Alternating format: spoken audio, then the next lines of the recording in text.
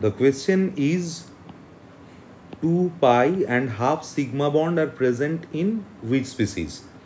তো 2 pi and half sigma মানে bond order হচ্ছে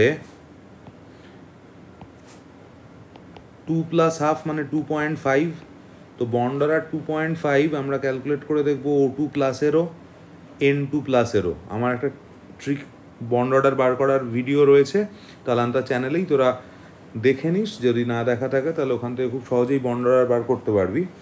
এবার এই 2.5-এর মধ্যে কোনটা হবে?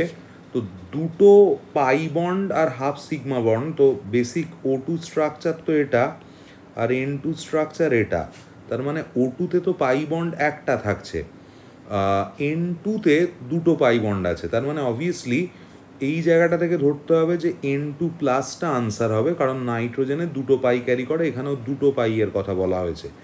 একটা পাই যদি বলতো তাহলে O2 প্লাস হতো। So N2 plus is the right answer. Thanks for watching.